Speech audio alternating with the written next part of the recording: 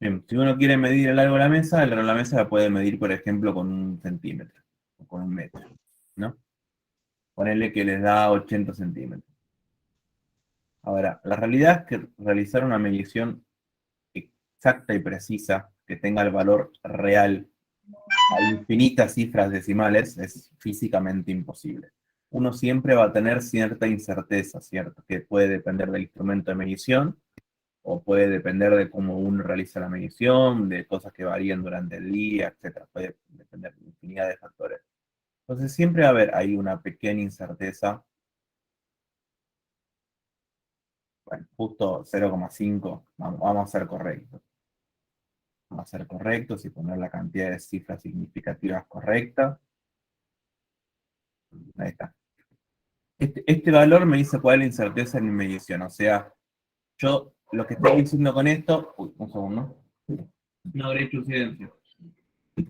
Lo que yo estoy diciendo cuando pongo este valor después de la medición, estoy diciendo que estoy muy seguro de que mi valor es 80, pero que puede ser hasta 0,5 más o 0,5 menos. O sea, yo sé que mi medición anda por ahí, anda en este intervalo, en el intervalo 75,5. 79 sería, ¿no? Sí, porque soy un gil, gracias. 85 centímetros. Ahí está. Y acá volví a poner 75. Bien. Entonces yo sé que mi medición anda en ese intervalo. Más cerca del 80 seguramente. Obviamente puede que esté fuera del intervalo, pero estoy muy seguro de que está ahí adentro. Este número es lo que yo llamo incerteza absoluta. Bien. Cualquier medición física que ustedes hagan, sobre todo ustedes que son ingenieros, que van a ser ingenieros, tienen que tener una incerteza absoluta. Si no, la medición no tiene sentido. O sea, yo no puedo tener una medición que sea un valor y no saber la incerteza. La incerteza va a depender de cómo realicen la medición. Por ejemplo, suele depender bastante del sistema del instrumento de medición.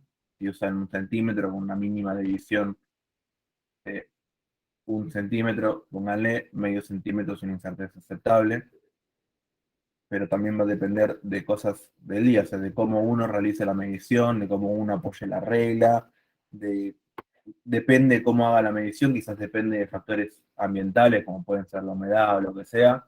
Por ejemplo, si es una mesa de madera, la madera puede estirarse o contraerse un poquitito por cambios de humedad. Depende de muchos factores. Uno en esa incerteza absoluta mete toda esa información. Pero también hay otro tipo de cosas que uno puede medir. Yo acá estoy midiendo lo que es haciendo una medición directa. Estoy agarrando un centímetro y midiendo el largo. Eso es lo que yo llamo una medición directa, o sea, que mido directamente con un instrumento. Pero también hay mediciones indirectas. Las mediciones indirectas son las que no mido con un instrumento, sino que saco a partir de una fórmula y otras mediciones, ¿no? Por ejemplo, yo tengo el alto, vamos a poner que el alto es 60,0 más menos 0,5 centímetros. Esa es otra medición directa. Ahora, si yo quiero calcular el área, sí, medición directa es una medición que yo realizo directamente con un instrumento, como puede ser el largo, como puede ser la masa con una balanza, como puede ser el tiempo con un cronómetro. Es algo que yo puedo medir directamente. En cambio, una medición indirecta es algo que yo no puedo medir directamente o elijo no medir directamente y lo calculo a partir de una fórmula. Por ejemplo, en este caso, si yo quiero calcular el área de la mesa, el área va a ser largo por alto. Entonces yo acá estoy aplicando una fórmula para calcular el área. Y cada uno de estos valores es una medición directa, pero el área, que es una combinación que se calcula a partir de dos valores medidos directamente, es algo que yo estoy calculando de manera indirecta. Entonces el área va a tener una incerteza absoluta asociada, pero la incerteza tengo que poder calcularla de alguna manera, porque va a depender de las incertezas de las magnitudes involucradas en la fórmula, que es lo que nosotros llamamos propagación de incerteza. Ahora en un toque vamos a hacer el ejercicio 4 de la guía, que trata de propagación de incerteza. Bien, Otra cosa que les quería comentar, exactitud, precisión, son dos cosas que van a ver mucho. Exactitud se refiere, por ejemplo, no, exactitud se refiere a qué tan parecido es el valor que yo estoy midiendo con el valor que realmente tiene. La clase grabada la subo a YouTube, a mi YouTube de la facultad, pero también está en el campus. Si entran, por ejemplo, en solapa cinemática, dinámica o lo que sea, hay una sección que dice clases online y ahí están todos los videos. Todo en el campus, todo en el campus. Y si no sos de nuestro curso y necesitas entrar a las clases, están en el YouTube de Marcelo Fontana y en el mío que es de Germán Caro. No, no, no, sí, sí, sí, perdón, soy yo. Divino. Soy de las clases, pero en la clase pasada no pude estar en la clase del profesor Fontana y entré al canal de YouTube y no tiene la clase subida. Y la práctica tampoco la pude ver, entonces quería La saber. práctica está en el mío, que es Germán Caro. Pero si vas al campus, dice clases online en cada solapa y ahí está subido el video, está el link. Ah, los del profe Fontana también, la Sí, quería. las dos. Ah, listo. Muchas gracias. De nada. Bien, entonces exactitud se refiere a qué tan parecido es el valor que uno está midiendo al valor que realmente tiene. En cambio, precisión se refiere a, si yo realizo muchas mediciones, a qué tan parecidos son esas mediciones entre sí. Que algo sea preciso no quiere decir que sea exacto, porque yo puedo medir un montón de veces y me da siempre lo mismo, pero puedo estar midiendo mal. Entonces son dos cosas complementarias que uno tiene que tener en cuenta a la hora de hacer una medición. ¿Por qué puede ser que sea preciso pero no puede ser exacto? Y eso es por las fuentes de error.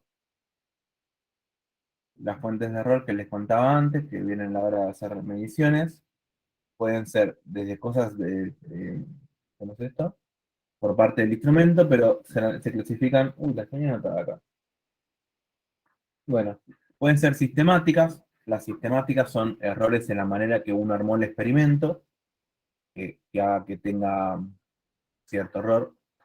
Suelen ser siempre iguales los errores que estoy tomando del mismo signo, porque estoy siempre midiendo mal, pero siempre de la misma manera. O puede ser casual. Casual es como algo propio de cada medición. Para eliminar los sistemáticas, tengo que revisar todo mi sistema experimental y ver si lo estoy haciendo de manera correcta.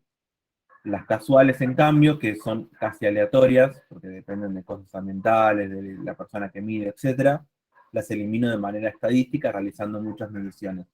Por eso uno siempre realiza muchas mediciones. No van a, cuando hagan los trabajos de laboratorio no van a medir una vez cada cosa y ya está. Van a medir muchas veces y van a hacer estadística, por ejemplo, promedio, para poder disminuir esos errores casuales. Después, error relativo y porcentual es súper sencillo. Pónganle que uno tiene una medición. El error relativo, este es el error absoluto. Este es el error absoluto. La incerteza absoluta. El error relativo conviene de dividir la incerteza absoluta sobre el valor real. O sea, en este caso, 0,5 sobre 80. Y después el error porcentual viene a hacer esto mismo, pero multiplicarlo por 100%. Bien. Simplemente le da qué porcentaje del valor es, qué porcentaje del valor es el error, es la incerteza. Bien. Un detalle mínimo es que el error porcentual tiene que ser menos del 100% porque si no están midiendo cualquier cosa. O sea, la incerteza absoluta no puede ser comparable, o sea, no puede ser de la misma magnitud que la medición que están realizando, porque entonces están midiendo muy mal o la incerteza es demasiado grande y los datos simplemente no están bien, no sirven. O sea, yo no podría tener un error de 70 centímetros por una medición de 80, porque significa que puede valer o 10 o 150. Sería demasiado. Bien, vamos a guardar esto y después se lo mando y vamos a hacer un ejercicio de propagación de incertezas, que es lo que supongo yo van a tener más dudas. Para eso voy a hacer el ejercicio 4 de la guía.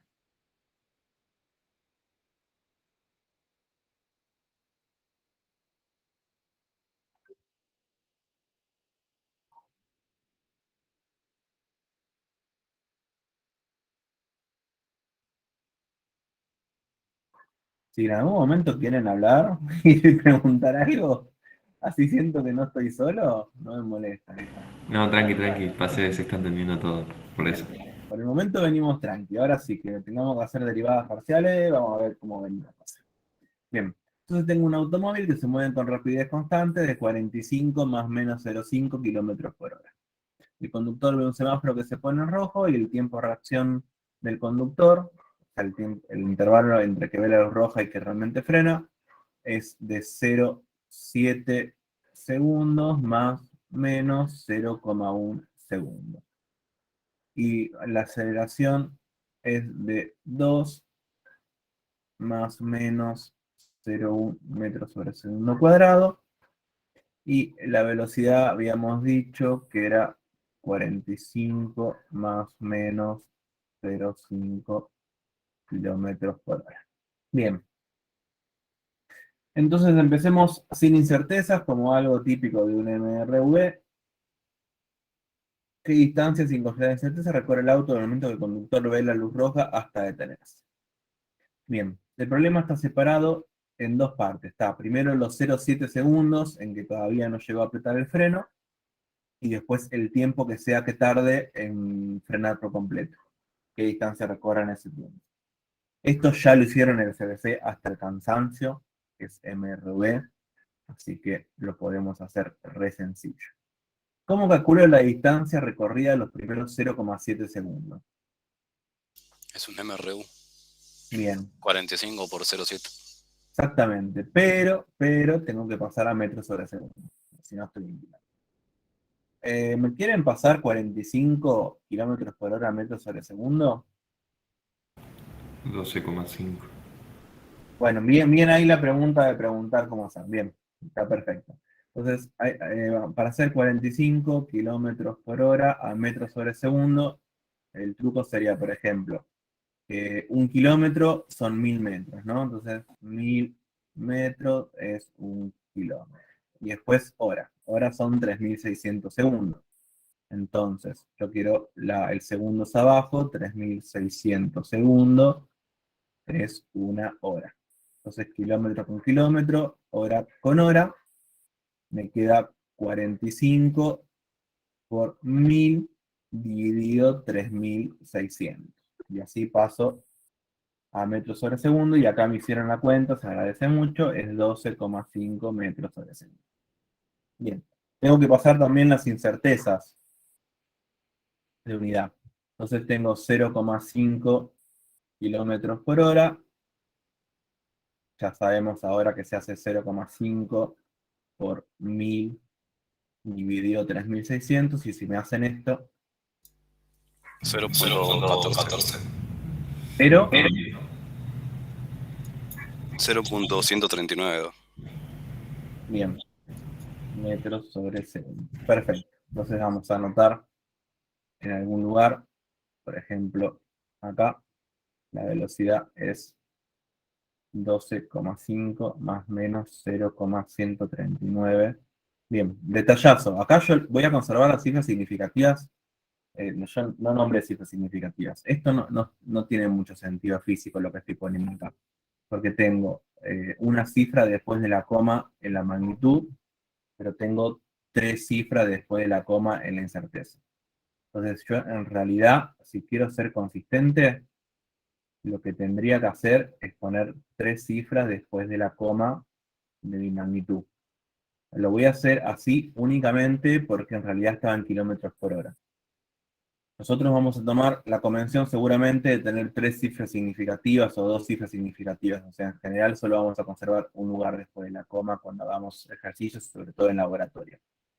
Pero bueno, acá como hice un pasaje de unidades y lo voy a usar como cuenta intermedia, por esta vez lo voy a dejar. Si no, tendría que poner 1,14, 0,14, por ejemplo. Bien, entonces la distancia va a ser velocidad por tiempo, que es 12,5 metros sobre segundo por 0,7 segundos. ¿Cuánto me da esto?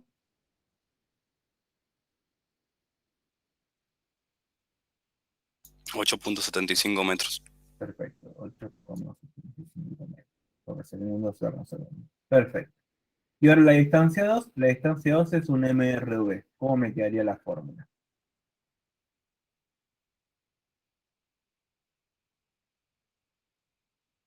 Yo ahora tengo un 12,5 por T final por- menos sí, 0,7 por T final, que no sé cuánto vale, menos 0,7. menos... No, porque 0,7 es el tiempo. Ahora viene un medio de la aceleración por tiempo al cuadrado. Pero el tiempo inicial del MRV no sería el tiempo final del MRU. Sí, pero estoy como considerando solamente el pedacito y me estoy comiendo el T menos T de 0, digamos. Creo que falta el espacio inicial que recorre. Exactamente, o sea, como yo no puse la posición inicial, no estoy poniendo el tiempo inicial.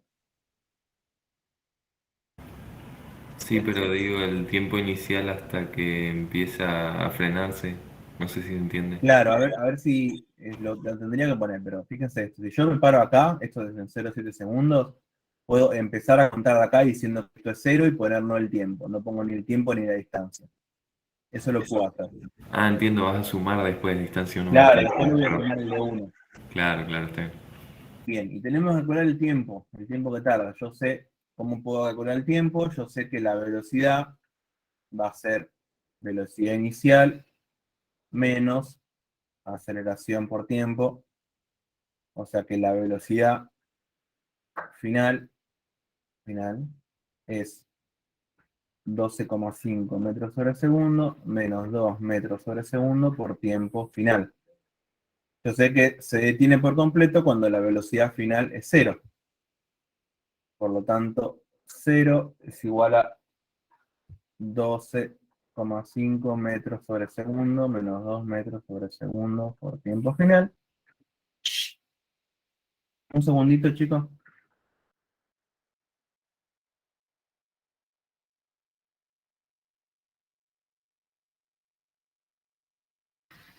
Bien. Entonces, puedo despejar de acá el tiempo final. Tiempo final va a ser igual a 12,5 metros sobre segundo sobre 2 metros sobre segundo. Y esto, bueno, esto sí lo puedo hacer mentalmente, 6,25, acá es segundo cuadrado. No, acá abajo segundo cuadrado. Segundo cuadrado, segundo cuadrado. Ahí está. 6,25 segundos. Bien, entonces yo tengo el tiempo final. Entonces, vamos a sacar el costadito. La distancia 2 va a ser igual a 12,5. Acá no puse las unidades, esto no lo hagan ustedes nunca porque lo voy a tener que desaprobar y va a ser mi culpa. Así que siempre pongan las unidades, por favor. 12,5 metros sobre segundo por 6,25 segundos menos un medio por 2 metros sobre segundo al cuadrado por 6,25 segundos todo el cuadrado. Bien, vamos a hacer la cuenta esta, voy a abrir la calculadora porque ya me da vergüenza pedirle que lo hagan todos ustedes, aunque podrían hacerlo, me ahorrarían una cuantita. 12,5.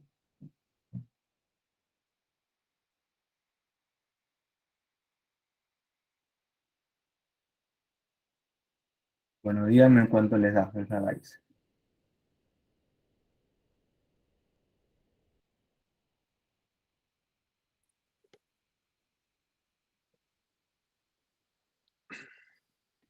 ¿47,75? Mm, a mí me da 39,06. Sí, a mí también. Ah, bueno, ya somos 39,06 metros, porque segundo cuadrado se va con segundo cuadrado, segundo se va con segundo, me queda metro. Perfecto.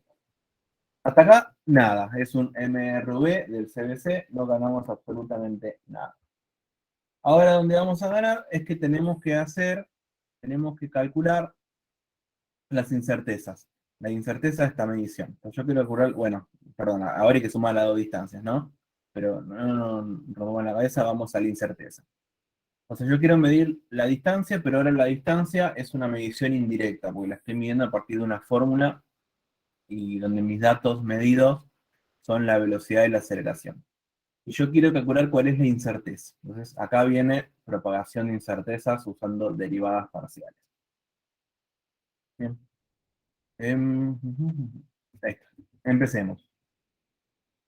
La fórmula, bueno, vamos a empezar con la primera. La distancia 1 la calculé con la fórmula velocidad por tiempo, ¿no?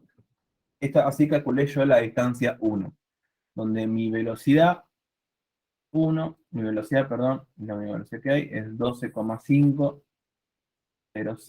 más menos 0,139 metros sobre segundo.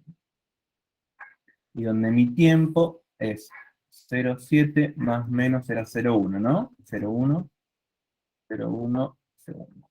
Bien. ¿Cómo calcular la incerteza de la distancia? Entonces, esto se hace así. La incerteza de la distancia se calcula como la derivada parcial, ¿no? La derivada parcial de la distancia con respecto a la primera variable, por la incerteza de esa variable. Más, siempre en módulo en las derivadas, ¿no? Más la derivada de la segunda, de la distancia respecto de la segunda variable por la incerteza de la segunda variable. Y así para todas las variables, todas las cosas que uno haya medido, todas las mediciones directas que haya. Entonces, ¿cómo calcular estas derivadas parciales? Quizás es la pregunta más grande que puedan llegar a tener en este momento, porque no lo vieron nunca. Justo este caso es sencillo, pero el caso que vamos a hacer después no. Entonces, una derivada parcial se calcula considerando que todo lo que no sea la letra que uno está derivando es como si fuese un número, como una constante, que no aparece en la derivación. Y que solamente considero como si fuese mi variable a derivar, o sea, mi x, ponele, la variable que tengo acá. En este caso estoy derivando respecto de b. La derivada de b por un número es simplemente el número. O sea, esto me da p. ¿Me creen? Sí, perfecto. Sí. Bien, bien, bien que me crean. ¿Puedes repetir, por favor? Sí. Cuando hagamos igual, la otra parte quizás va a ser un poco más largo porque es más difícil, pero es así. Yo estoy derivado de la función b por t. Tengo que derivarla respecto de b y respecto de t, porque es una función de dos variables, por lo tanto puedo calcular la derivada respecto a cualquiera de las variables que aparecen. Si uno está derivando una función de varias variables respecto de una sola, lo que hace es considerar que todas las letras menos de la que estoy derivando es como si fuesen números. Esto, piensen lo que es, por ejemplo, piensen lo que es esto como 5b. La derivada de 5b es simplemente 5, ¿no? Porque derivo la b, me da 1 y el 5 no importa porque es un número. En este caso es igual, tengo b por t, t es como un número, entonces estoy derivando b. La derivada de b es 1, me queda 1 por t, que es simplemente t. Así es como calculo una derivada parcial. Justo en este caso es súper sencillo. Entonces, la derivada respecto de b por t, es t. Y de la misma manera, la derivada respecto de t, ¿cuánto va a ser?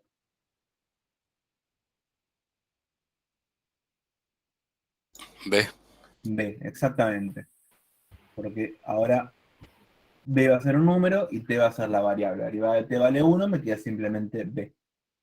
Entonces, la incerteza, usando propagación de incerteza con el método de las derivadas parciales, va a ser la derivada de d1 con respecto de b, que ya dijimos que es t, por la incerteza absoluta de b, más el módulo de la derivada de d1 con respecto de t, que es b, por la incerteza de t.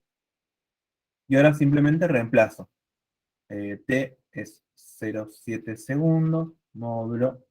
La incerteza de b es 0,139 metros sobre segundo, más b, que es 12,5 metros sobre segundo, por la incerteza de t, que es 0,1 segundo. Y ahora sí. Te puedo hacer una consulta para calcular esta incerteza. Sí. Nosotros en el punto A calculamos las distancias de un tramo pensado como MRU y el otro tramo como MRV. Sí. Por lo que tendríamos dos fórmulas distintas, digamos, Incerteza, exactamente, sí. Habría que separarlas acá también. O sea, acá Sí, habríamos... ahora estamos haciendo la incerteza de D1 y después vamos a hacer la incerteza de D2. Ah, ok, perdón, no había leído que era de D1. Sí, Está sí, bien, sí. perdón. Esta es la de D1. Profe, una pregunta. Sí. ¿Se me escucha? Sí, sí. Bueno, yo lo hice de otra forma. Yo calculé toda la distancia completa y hice todo con toda la fórmula completa y se me recomplicó, pero bueno. El O sea, tema al es final que va a dar lo mismo. el tema es que las dos distancias tienen distintas fórmulas, por lo tanto la incerteza se calcula distinto. Claro, pero yo, bueno, hice todo un reemplazaje de fórmulas ahí con los dos tramos y tuve una super fórmula y tuve que derivar parcialmente respecto a eso. Pasa que, ¿cómo encuentras una única fórmula que describa un MRU y un MRV? Ya, tendría que mostrarlo, pero sí, pero lo puedo hacer, digamos. Si querés, mándamelo después por WhatsApp y lo chusmeo. Como por WhatsApp. Hay un grupo. Si le quieren compartir el link del grupo. O sea, estoy en el grupo, pero, o sea, ¿cómo estás en el grupo, digo? Como estoy Germán, ahí estoy en el grupo. Mándalo como captura que lo chusmeo. Dale, lo mando al grupo. Dale. Bien. ¿Querés que lo mande después? ¿Después de la Mandalo clase? después, así ahora terminamos la clase. Dale, dale. Y después lo chusmeo. Dale. 139 más 12,5 por 0,1. Esto a mí me da 1,3473. Ahora, importantes cifras significativas. ¿Cuántas cifras significativas tiene sentido quedarse? La distancia 1, habíamos dicho, perdón, voy a volver atrás, era 8,75. Entonces la distancia 1 va a ser 8,75, son tres cifras significativas, podría quedarme con tres cifras significativas, y voy a tener que aplicar redondeo, 3, 5 metros. Bien. Esa es mi medición, mi valor representativo y mi incerteza absoluta. Bien. Fíjense que es una incerteza completamente distinta a la que tenía la demás variables. Y ahora viene algo más difícil, que está bueno porque así podemos practicar derivadas parciales, que es calcular la incerteza de D2. Entonces la pregunta es cómo hacemos eso. Profe, Para te hago- D2? Sí. ¿no se calcula la incerteza del tiempo? Sí, muy bien. Exactamente. A eso quería llegar. Voy a llegar a eso. Dame 2 segundos que haga la cuenta. Entonces yo tengo que calcular D2. D2 es B por T menos 1/2 de A por T cuadrado. Pero como dice el compañero, necesito la incerteza del tiempo. Yo para calcular el tiempo, escribí que el tiempo era igual a velocidad sobre aceleración. Entonces, primero tengo que calcular la incerteza de tiempo, porque yo necesito B e incerteza de B. Necesito A e incerteza de A, pero si tengo T, necesito la incerteza de T. Entonces, vamos a empezar calculando la incerteza del tiempo. Bien. Incerteza del tiempo. La incerteza del tiempo va a ser igual a la derivada del tiempo con respecto a la primera variable por la incerteza de esa variable, más la derivada del tiempo con respecto a la segunda variable por la incerteza de esa segunda variable. Bien. Empecemos. Quiero calcular la derivada de t con respecto a b. ¿Cuánto me da eso? Estoy derivando esto, ¿no? B sobre a. ¿Cuánto me dicen que vale? 1 sobre A. Muy bien, 1 sobre a, porque b es una variable y 1 sobre a es un número. Entonces simplemente la derivada de b vale 1 y me queda 1 sobre a. Muy bien. Y ahora quiero hacer la derivada de t con respecto a la aceleración. ¿Esto cuánto vale? Velocidad inicial. No, ahí no, porque está dividiendo la a. Esto podemos escribirlo si les resulta un poco más sencillo visualizarlo como b por a la menos 1.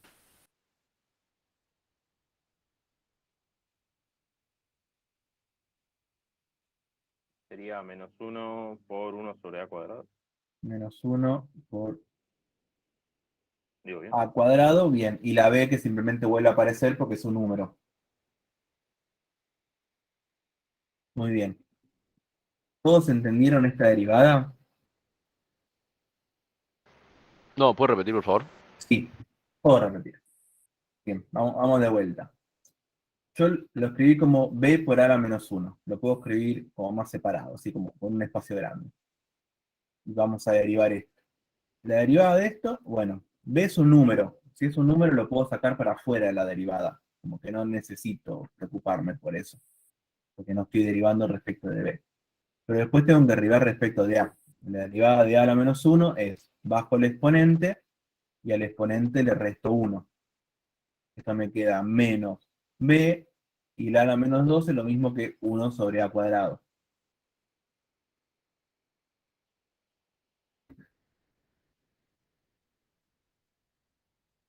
¿Más claro? ¿Menos claro? ¿Se entendió bien, profe? Clarísimo. Bien, perfecto.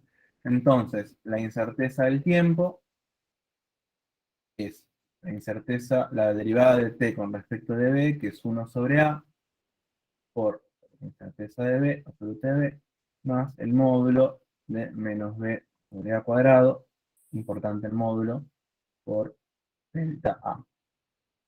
Bien. Y esto va a ser 1 sobre... ¿Cuánto era la aceleración? Permiso, voy a volver. Con el tiempo era 6,25 y la aceleración era 2. Entonces esto es 1 sobre 2 metros por segundo cuadrado por 0,139 metros por segundo más menos, bueno, el menos medio que como es un módulo puedo no ponerlo y estamos exactamente lo mismo. Profe, una pregunta. Sí. ¿La incerteza del tiempo no lo daba en el problema? Dice que era más o menos 0,1 segundo. Me daba la incerteza de la medición antes de llegar al semáforo, pero después, hasta detenerse, yo el tiempo lo calculo a partir de la velocidad de la aceleración. No es la misma. Ah, ok. Por delta A, que era, ¿cuánto era el delta A? 0,1, ¿no?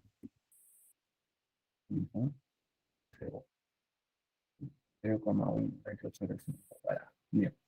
Voy a meter muy rapidito todo esto en la calculadora, así podemos tener un valor.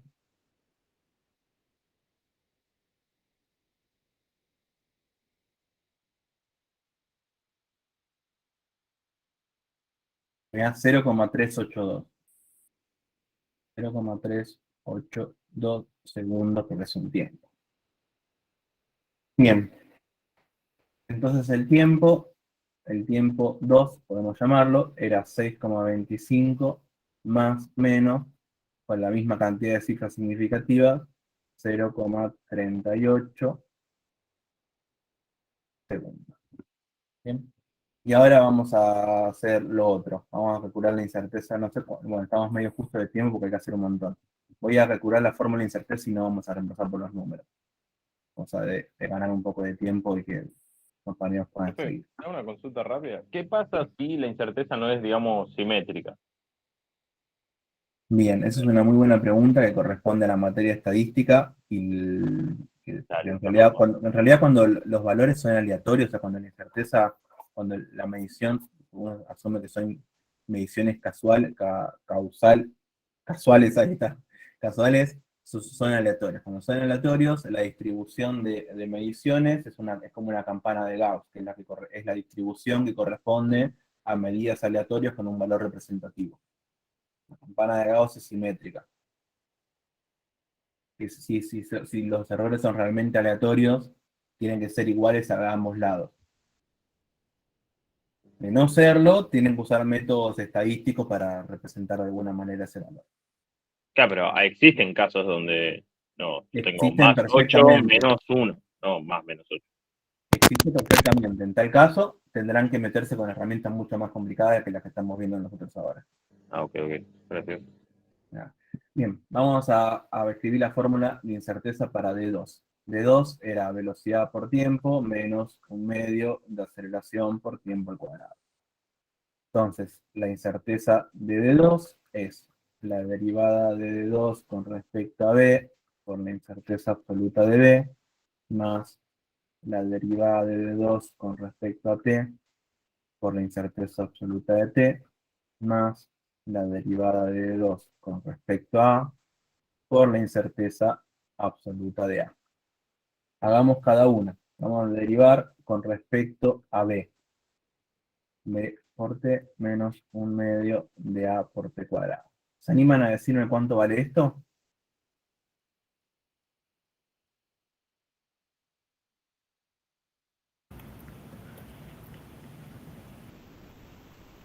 ¿Qué es lo que dice menos un medio?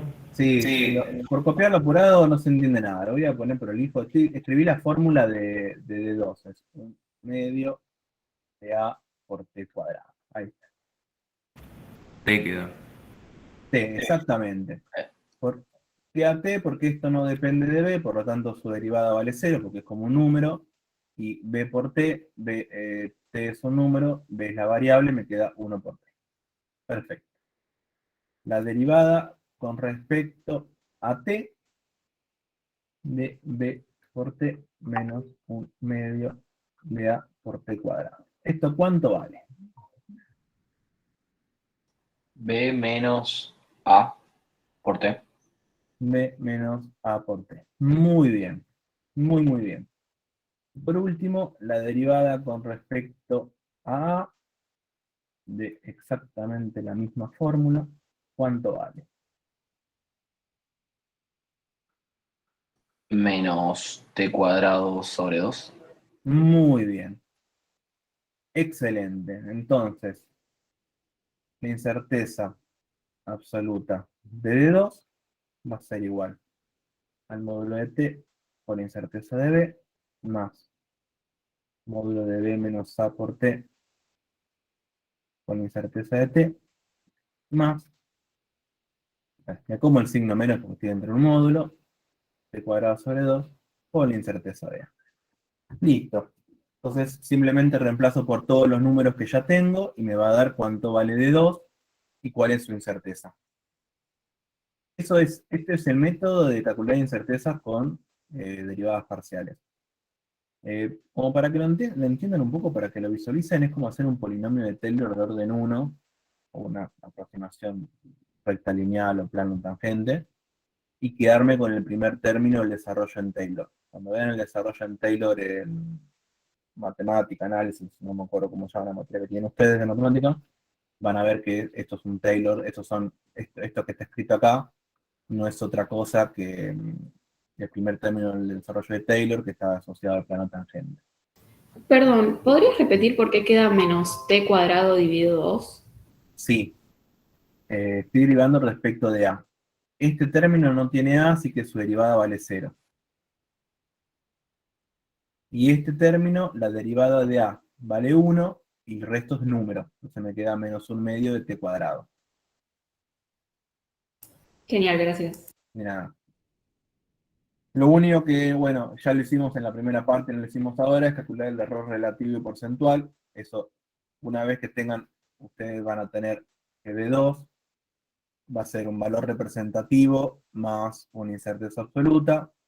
A la hora de calcular el error relativo, que eso se lo vamos a pedir cuando hagan las guías del trabajo de laboratorio, el error relativo va a ser la incerteza dividido el valor representativo, y el porcentual va a ser la incerteza dividido el valor representativo por 100%. Bien. Bueno, creo que con esto cubrimos, obviamente vean los videos de incerteza, porque esto no es un reemplazo de todo lo que hay subido, sino un complemento. Pero la idea es que ya con esto puedan curar los ejercicios de incerteza que tengan en la guía y puedan estar preparados para el trabajo de laboratorio que vamos a hacer pronto. Bueno, los dejo yo, porque si no, no vamos a dar abasto. Cristina, ¿seguís?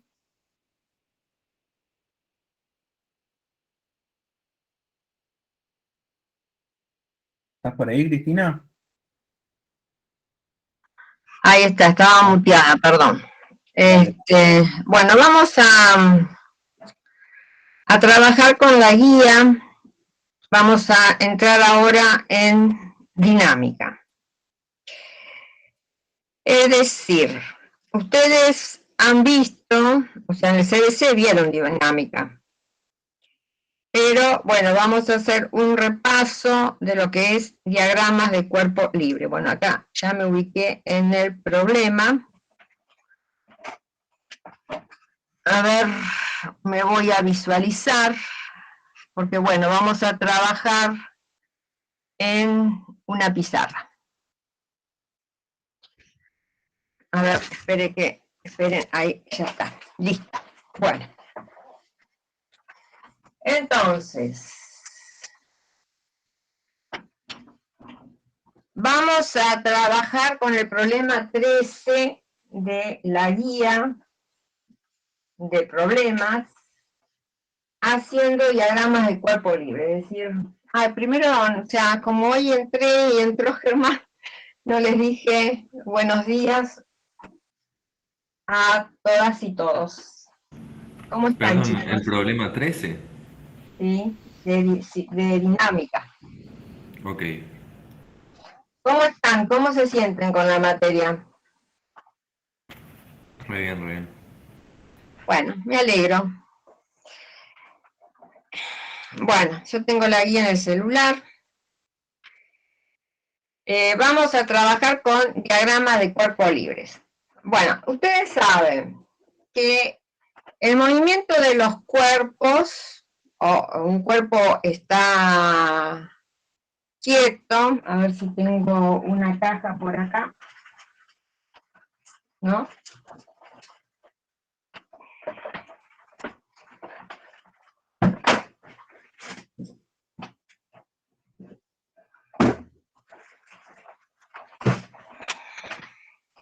Bueno, es decir, los cuerpos interactúan unos con otros. Por ejemplo, acá el celular está interactuando con esta caja, ¿no? Como sinónimo de interacción, ¿qué definimos? Al peso y la normal. El término que define a una interacción es la fuerza, ¿está? O sea, este cuerpo está interactuando con esta caja por un lado y está interactuando con la Tierra porque la Tierra le ejerce una fuerza de atracción que no tiene nada que ver con la fuerza que el celular recibe de la caja, ¿está? De la interacción del celular con la caja surge la normal, ¿no? ¿Sí o no? Sí, Bueno. perfecto. Sí, sí. Y de la interacción del celular con la Tierra surge ¿qué fuerza? El peso. El peso, ¿está? Entonces, la fuerza, el par interacción, o sea, bueno, veamos.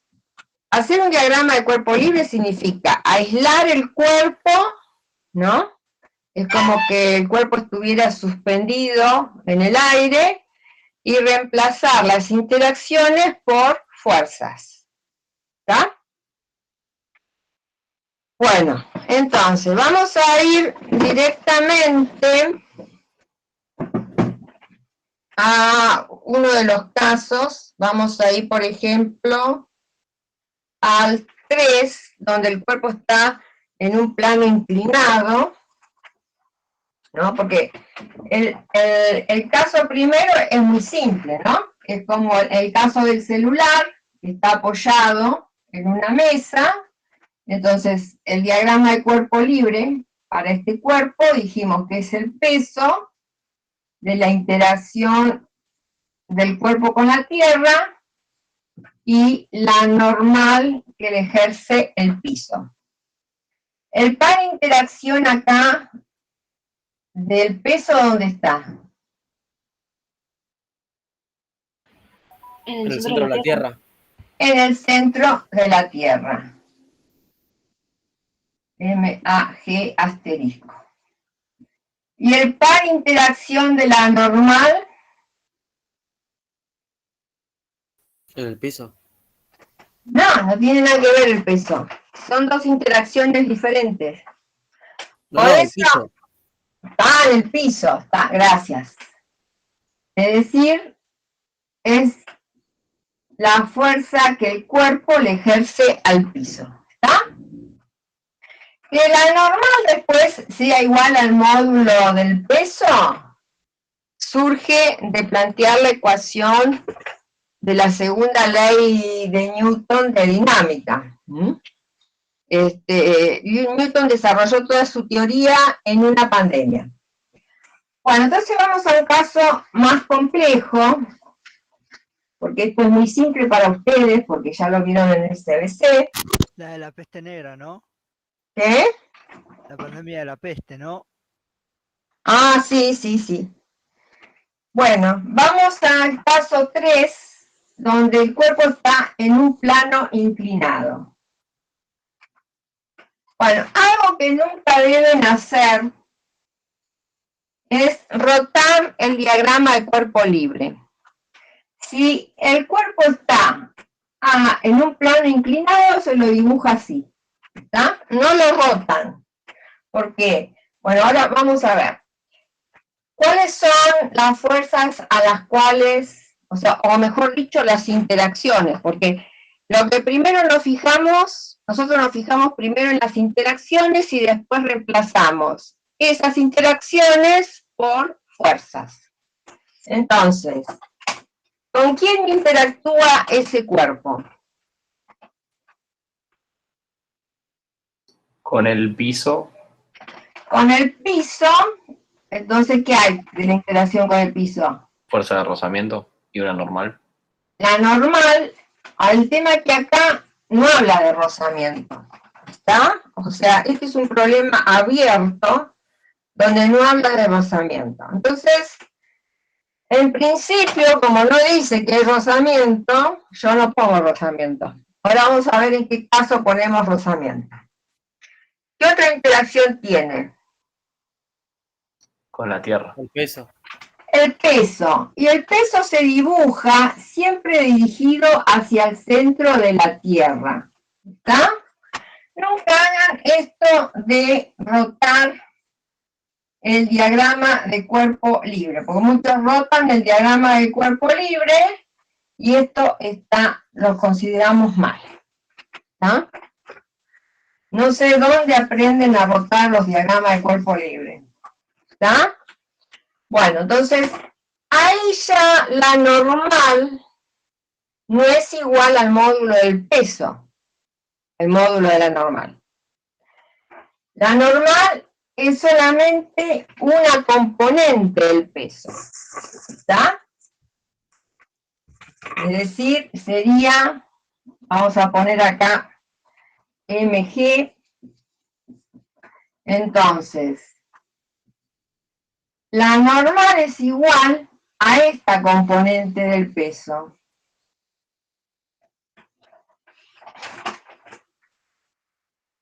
Me vendieron un lápiz seco prácticamente.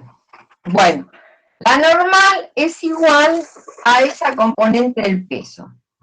Bueno, ahora vean, en esta situación, ¿qué pasa? Hay una componente del peso en la dirección del plano. Esa componente del peso, ¿qué haría? ¿Qué produce? ¿Qué efecto produce? Que el cuerpo se deslice hacia abajo. Que el cuerpo se mueva hacia abajo. Si el problema me dice que está en una situación estática, ¿no? Que no se mueve, ahí sí, ¿qué le agrego? Rozamiento. Una fuerza El rozamiento, ¿no? Pero en ese caso, si estamos en una situación estática, esta es una fuerza de rozamiento estática que no sabemos cuánto vale, a no ser que nos digan que estamos en una situación de movimiento inminente. ¿Está? Entonces, los pares de interacción. ¿Qué pares de interacción tienen?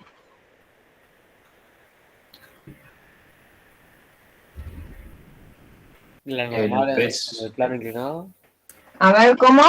La normal en el plano inclinado. ¿Pero con quién? Con la normal del cuerpo. No. La normal, o sea, esa normal con una normal aplicada al plano. Claro. Ahí está, N asterisco. ¿Qué más?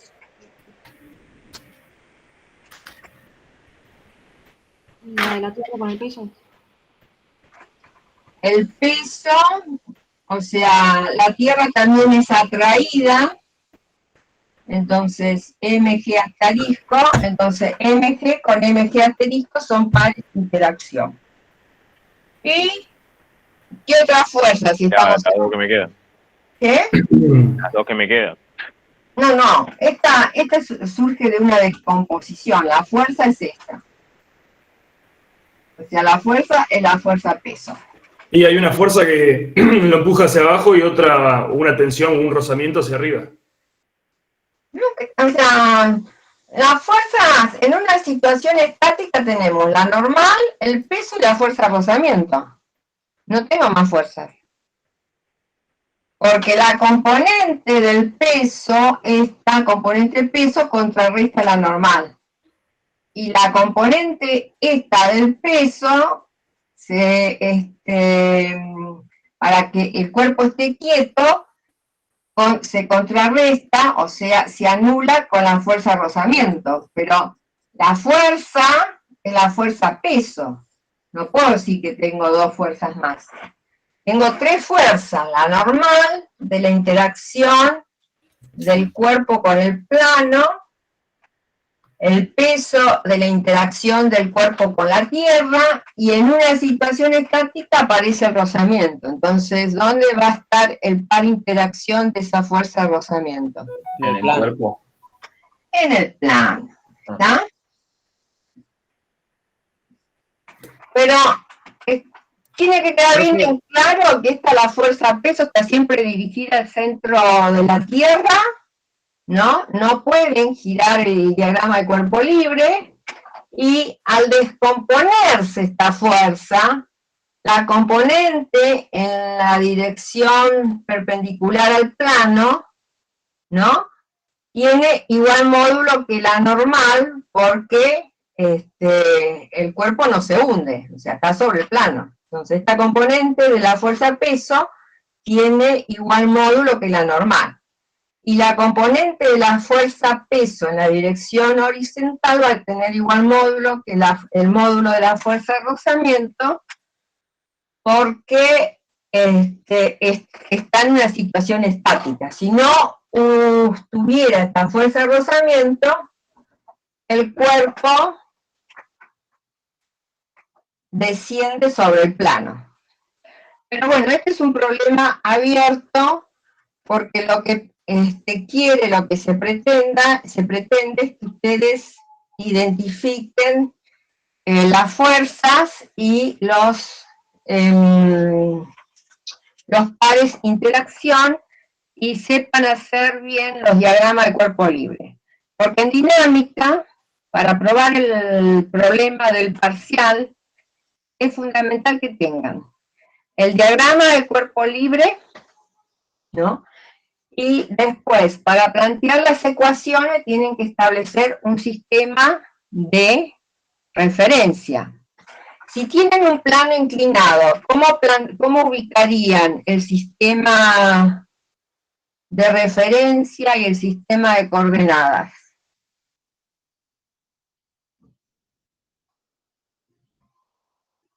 Con los ejes paralelos, un eje paralelo al plano. Claro, o sea, tomaríamos un sistema de referencia fijo al plano inercial, ¿no? Y tomaríamos eje, o sea, bueno, pueden tomar, si el cuerpo está bajando, pueden tomar eje X hacia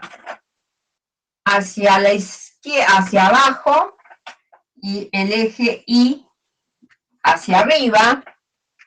Y si tuvieran ahí el eje Z, ¿para dónde iría para tener una terna positiva? Hacia nosotros. No, porque cuando hago girar el eje X hacia el eje Y, un tornillo de rosca derecha entra al plano de la pizarra. Entonces lo indicaríamos con Z entrante. ¿Está? Si yo pongo un sistema de coordenadas así, X e Y, ahí sí. Cuando hago girar el eje X positivo hacia el eje Y positivo, un tornillo de rosca derecha sale del plano a la pizarra, entonces el eje Z positivo es saliente. ¿Se ve? Por la... En negro se ve mejor. Bueno, ahora uso negro. Acá les digo, este ZX positivo, este es eje Y positivo, girar el eje X hacia el eje Y positivo, Z, y esto es sistema de referencia fijo al plano inercial. ¿Qué significa que un sistema sea inercial?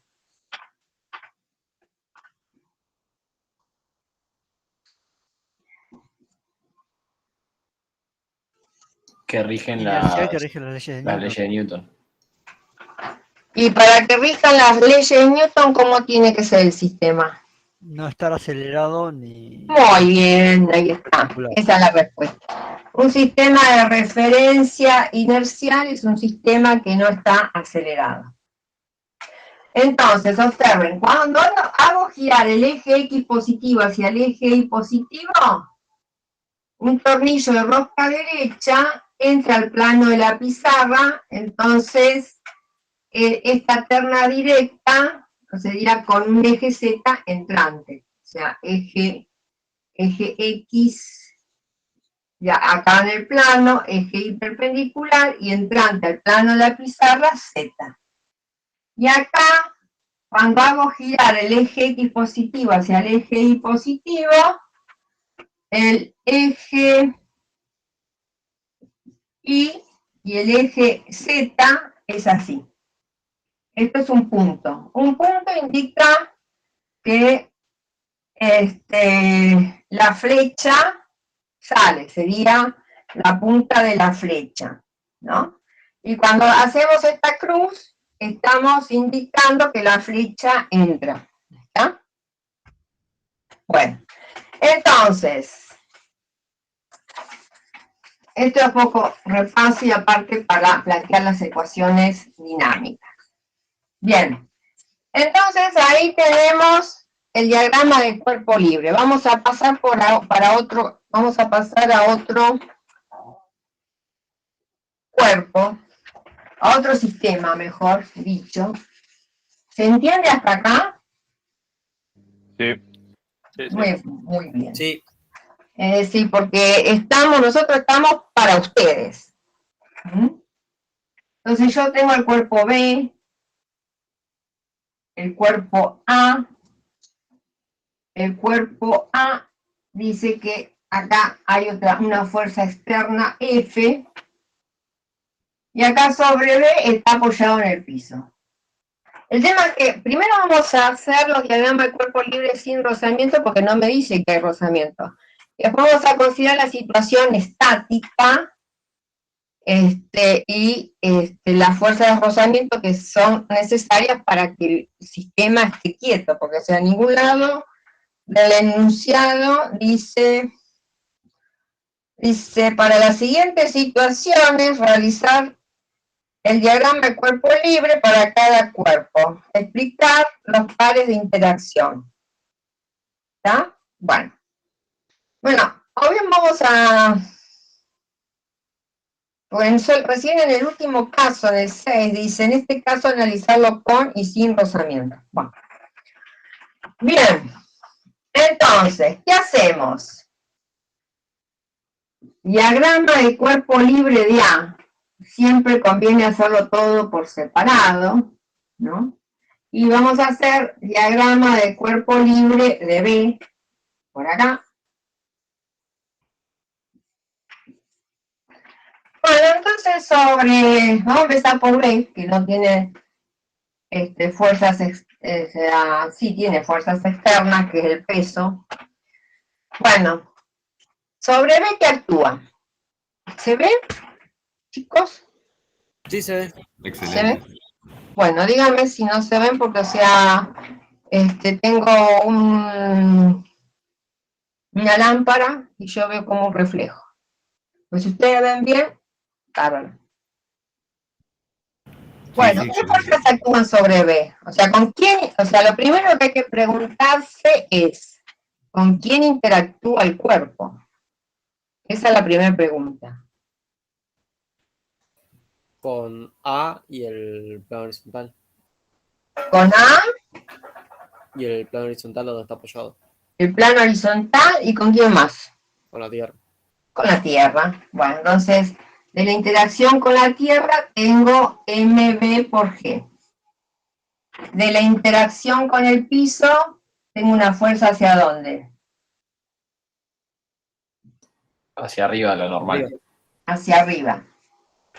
N del piso. Y de la interacción con A, Una normal hacia abajo. Claro. una normal hacia abajo, NA. ¿Está? Bueno. Entonces, vamos a hacer el diagrama de cuerpo libre de A. Para el cuerpo A, ¿qué interacciones tenemos? Interacciones con el cuerpo B y con la Tierra, ¿no? Y con la La fuerza. interacción con el cuerpo B, entonces el cuerpo B le ejerce NA', la Tierra MA por G, ¿qué más? Y con Y la fuerza. F. Esta fuerza está aplicada, a ver, ¿está en ese sentido o en el otro sentido? Para si está aplicada hacia arriba. Bueno. Ahora vamos a ver los pares de interacción y vamos a ver qué agregamos para que haya una situación estática, ¿no? Bien. Acá. El peso está actuando sobre este cuerpo. Entonces, este cuerpo, ¿dónde tiene el peso? ¿Dónde está su par interacción?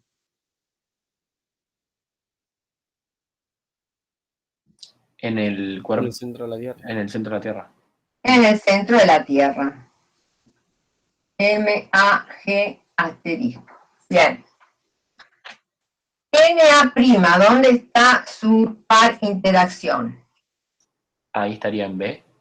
En B, es decir, NA y NA' son pares interacción. Porque después siempre, o sea, le van a pedir hacer los diagramas de cuerpo libre e indicar los pares de interacción. Entonces van a tener que poner MAG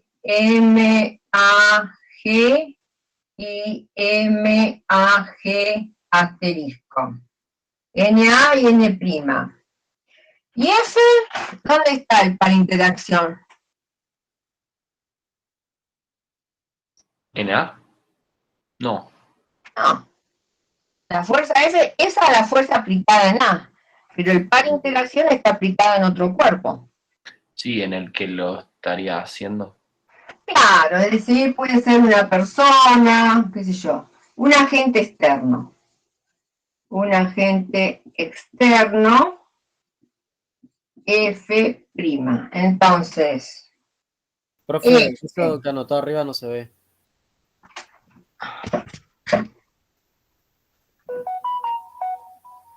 ¿está? Sí, gracias. Bueno, entonces, como acá anoto todos los pares interacción, lo voy a anotar acá. Solo de abajo.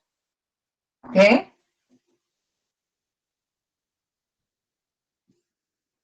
F y F' también, o sea, todo esto son pares interacción, MAG asterisco. ¿Está? Todas estas son pares de interacción. Bien. Acá, ¿qué tenemos? El peso tiene su par de interacción en el centro de la Tierra. MB, G asterisco, entonces tenemos que MB por G y MB por G asterisco también son pares interacción. ¿Y esta, dónde está el par interacción? En la mesa, en el piso, no sé. En la mesa, o sea, NP'. O sea, que escribo que NP y NP' son pares de interacción. Bueno, ¿no? De entrada, un problema de dinámica para que esté bien, o sea, para que tenga un 4, digamos, ¿no? Que esté bien. De entrada, tiene que estar bien. Tiene que estar indicado el sistema de referencia, el sistema de coordenadas, el diagrama de cuerpo libre bien hecho, porque si no está bien hecho, chau. Plantear las ecuaciones dinámicas bien, si no, chau. ¿Tá? Y después, bueno, a partir de ahí ya consideramos que saben un poco de dinámica. Pues si resuelven bien el problema, o sea, planteando las ecuaciones dinámicas, proyectándolas, la ecuación vectorial, proyectándolas según el eje X y según el eje Y, y resuelven bien el problema, ya suman más puntos. Pero de entrada lo primero que nos fijamos es que estén sistema de referencia, sistema de coordenadas, diagrama de cuerpo libre bien, ecuaciones dinámicas bien planteadas. Bueno, ahora consideremos que esto está en una situación estática. Para que esté en una situación estática, o sea, observen, esta fuerza ¿qué va a hacer? Mover el cuerpo.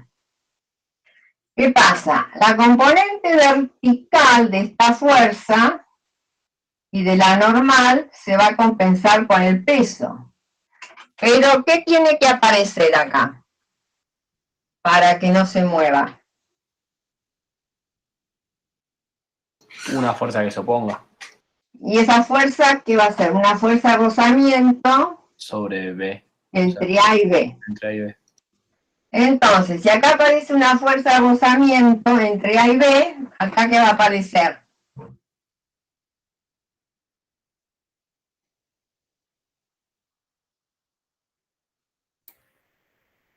Una BA. Fuerza de rozamiento BA. Una fuerza de rozamiento de AB', asterisco, como quieran llamar, o que le ejerce B a A, ¿está? No sé cómo lo vieron en ¿Es lo teoría. que contrarresta? O sea, que es par interacción con esta. Sí, pero la fuerza de rozamiento en general, A, B, B, A, no importa, digo, contrarresta la fuerza que... Esta fuerza contrarresta la componente horizontal de esta fuerza. Ah, por eso. No, porque ahí arriba no se ve y no sabía si era la componente Ah, horizontal espera, que subo, ahí está. Por eso es solo la Esta horizontal. fuerza contrarresta la componente horizontal de esta fuerza, ¿está? Para establecer el equilibrio, ¿está? Para estar en una situación estática. Y esta fuerza de rozamiento, no sé cuánto vale, es una fuerza de rozamiento estática, que no es muy estático por la normal, porque esa es la condición de movimiento inminente. Entonces, si aparece esta fuerza en el cuerpo A, acá en el cuerpo B va a aparecer esta fuerza. ¿Sí o no? Estamos de acuerdo. ¿Y qué son estas fuerzas? F, R, A sobre I, F, rozamiento, A, B, asterisco. ¿Qué son?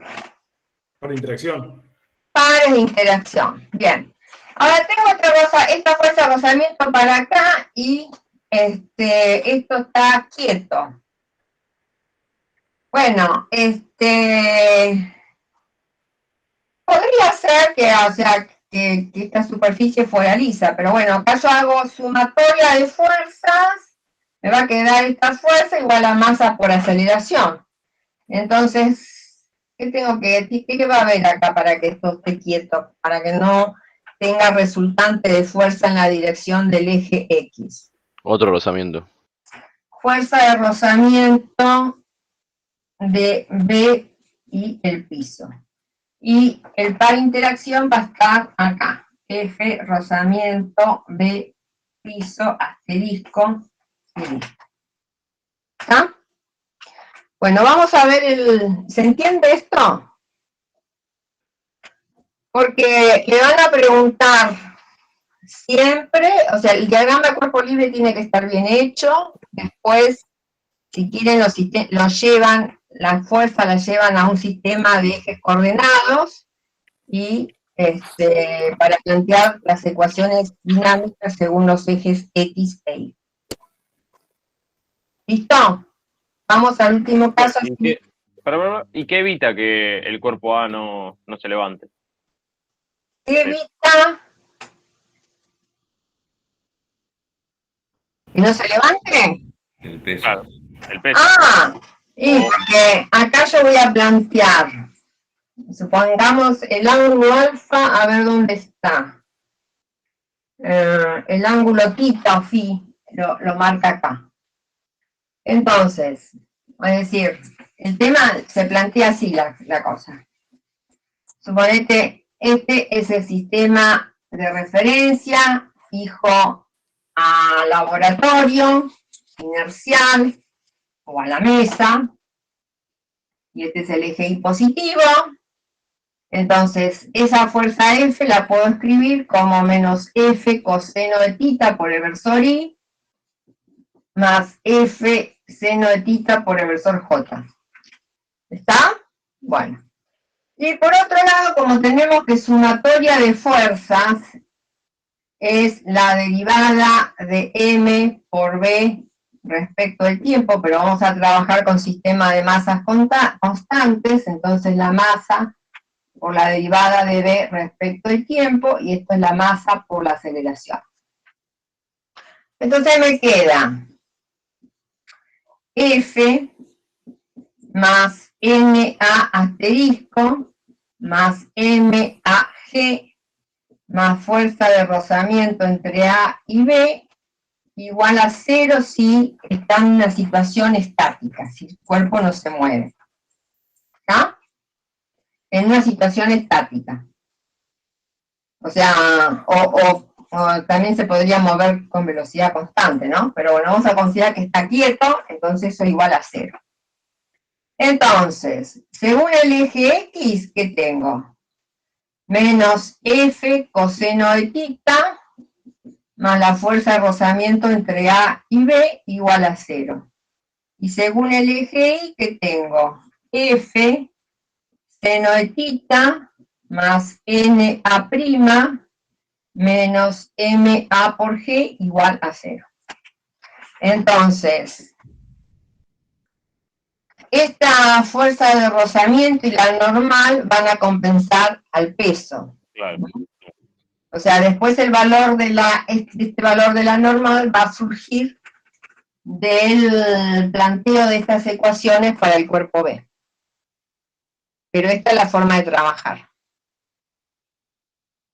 Por eso, o sea, la pregunta iba enfocada, yo no asocio, o sea, yo no digo, por ejemplo, que F, la fuerza de rozamiento AB es, o sea, lo que voy a decir está mal, quiero saber si está mal, es par reacción, es par con la componente en X de la fuerza. Si yo digo No, eso... no es par acción porque los pares, interacciones están aplicadas a cuerpos diferentes. Claro, por eso, tal cual. O sea, que si yo agarro y digo, no, mirá, entonces la componente en Y de la fuerza es par con el peso, me decís, no, toma, plomo. No, está mal. Le ponemos un 0. Claro, por eso, listo, está claro. No, quería Un 0, redondo. ¿Está? Bien. Voy a hacer rápidamente, muy rápidamente, para pasar al siguiente problema. El problema que hacías, ¿cómo esta chica se llama? No la veo, bueno. Romina. Romina, porque por ahí es conveniente que haga Romina el problema y yo haga el problema siguiente en la próxima clase. Bueno. Bien. Esto, y esto, y esto. Y dice que hacer el diagrama de cuerpo libre con y sin rozamiento. Entonces vamos a hacer sin rozamiento.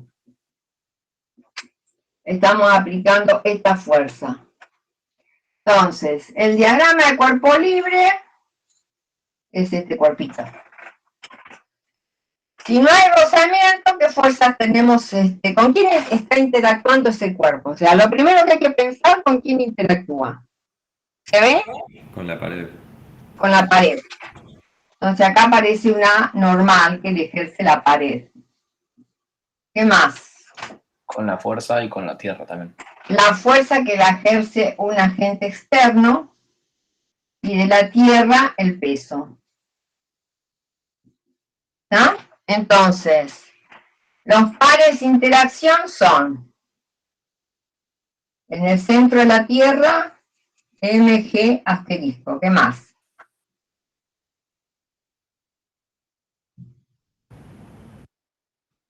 En la El pared. plano tiene En la pared está ejerciendo la normal NP'. ¿Qué más? Y un agente externo tiene la fuerza. Un agente externo, F asterisco, sobre el agente externo. ¿Está? Sobre el agente externo. F asterisco sobre el agente externo. Profe, una pregunta. Sí. Cuando nos piden los pares de interacción, ¿también tenemos que dibujarlos? O sea, hacemos así el centro de la Tierra y dibujamos. Sí. O Sí. aclaramos algo. Sí. Ok. Lo tienen que hacer en el examen. Eso tiene que estar todo dibujado. Si te pide diagrama de cuerpo libre, es nada más que esto. Pero si te dicen, haga el diagrama de cuerpo libre e indique los pares de interacción, tenés que hacer esto, más indicar esto. Profe, ¿qué usted escribió bien a la derecha del pizarrón? Justo la lámpara le pega fuerte. No, espérate. No, está bien, está bien. Ahí está. Ah, perfecto. Listo. Eso nomás. Corro porque sí, es más fácil correr la pizarra que Sí. la lámpara.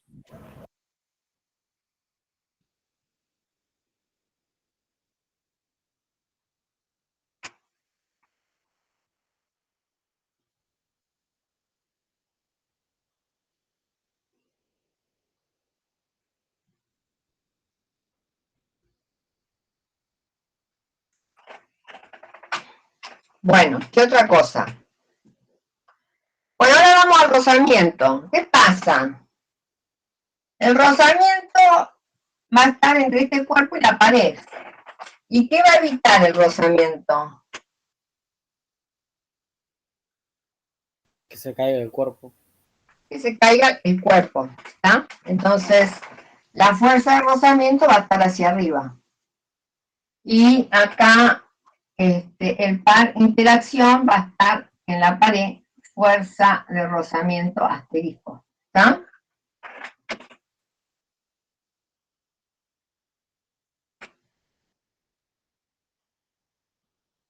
Bueno, eso es lo que pide. Ahora vamos a pasar, si no tienen dudas, voy a pasar a otro problema. Así. ¿Dónde estaría ahí el par de interacción del rozamiento, profe? Claro. O sea, el peso hace que el cuerpo se caiga. Si vos tenés este lápiz y no está, o sea, apoyado sobre una pared que le ejerza rozamiento, ¿qué hace? Se cae, ¿no? Entonces, si está apoyado, o sea, yo estoy ejerciendo acá una fuerza, ¿no? Esta fuerza, la normal, evita que se caiga, ¿no? Entonces, por un lado, si no hay rozamiento, teníamos N, que la normal que le ejerce acá la hoja de papel al lápiz, la fuerza externa que le ejerzo yo y el peso. Pero si hay rozamiento, ¿para dónde va a estar? ¿Para abajo o para arriba? El rozamiento, o sea, para arriba. Para arriba. Entonces, si la pared le aplica una fuerza de rozamiento para arriba, el cuerpo a la pared, ¿hacia dónde le va a aplicar la fuerza de rozamiento? Hacia abajo. Hacia abajo. Y estas dos fuerzas son pares de interacción. Recuerden siempre que las fuerzas pares de interacción actúan sobre distintos cuerpos. ¿Está? Nunca actúan sobre el mismo cuerpo. Bueno, ¿puedo borrar esto? Y dejamos, o sea, ¿hay alguna pregunta más sobre esto? ¿Se entiende bien? ¿Todo bien? Bueno, a ver. Ay,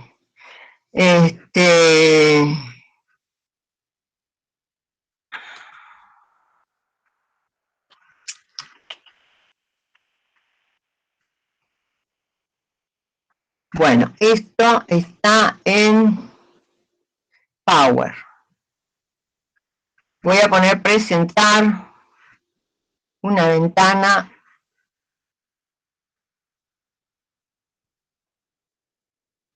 Bien. ¿Se ve lo que estoy presentando, chicos? Sí, ahora sí. Bueno. Entonces, después se fijan en qué numeración tiene en la guía este problema. Probablemente sea el 19. Bueno, entonces vamos a leer el enunciado porque fundamental para resolver un problema es leer el enunciado y analizar la situación física. Entonces, acá dice, el bloque de la figura de 4 kilogramos, este es el bloque, lo marco, ¿lo ven? Sí. Está unido a una varilla vertical, esta es la varilla vertical, con 2 hilos, estos son los hilos. Cuando el sistema gira, o sea, esto va a girar, o sea, esta flecha indica el sentido de giro, cuando el sistema gira sobre el eje de giro, o sea, lo que está girando acá es el cuerpo, ¿está? La varilla va a hacer girar el cuerpo. Es decir, la varilla gira, entonces todo esto gira solidariamente, pero la varilla no cambia la posición. Los hilos se extienden como se muestran, porque bueno, si no está girando la varilla, acá este hilo no estaría tenso, este tampoco, y estaría, este cuerpo estaría acá al lado de esta varilla, ¿no? O sea, el hecho de darle velocidad de rotación hace que aparezcan estas tensiones, ¿sí? Yo tenía un juguete donde podía mostrar esto, pero no sé dónde lo tengo. Bueno, entonces, cuando el sistema gira sobre el eje de la varilla, los hilos se extienden como se muestra, y la tensión en el hilo superior es de 70 newtons. Inciso A, ¿qué tensión soporta el otro hilo? Inciso B, calcular las revoluciones por minutos del bloque. Y después dice calcular las revoluciones por minuto para que la tensión del hilo superior sea nula y explicar qué sucede si el número de revoluciones por minuto es inferior al calculado en C. Acá esto sería inciso C. Bueno, entonces A, B, C y esto es D. ¿Bien? Bueno, entonces lo que primero vamos a hacer es el diagrama del cuerpo libre de esto, ¿no? Y vamos a calcular algunas dimensiones, ¿está? Como por ejemplo este ángulo. Observen que esto es 2 metros, este lado es igual a este lado.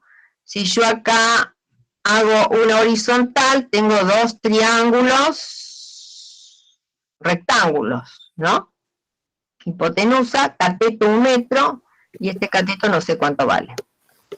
Bueno, vamos a ver, lo primero que se establece es el sistema de referencia y el sistema de coordenadas. Entonces vamos a considerar que el sistema de referencia es un sistema de referencia inercial fijo al laboratorio. No sé cómo se los... ¿Dónde se los fija Marcelo?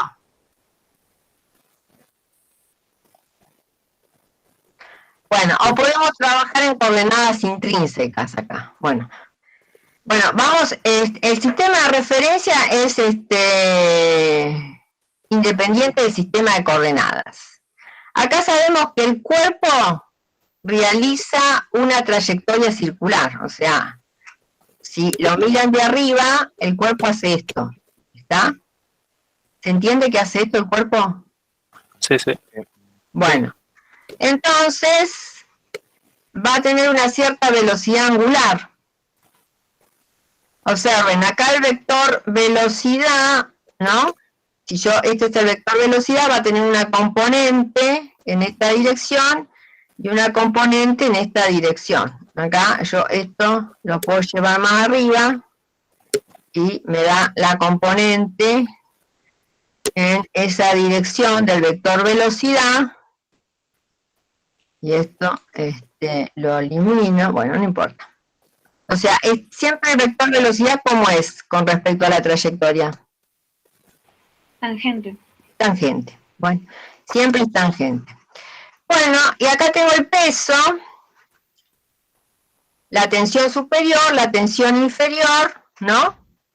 Estas son las fuerzas que actúan sobre el cuerpo. De la interacción con la tierra, el peso, de la interacción con la cuerda, la tensión superior, y de la interacción con la cuerda inferior, la tensión inferior.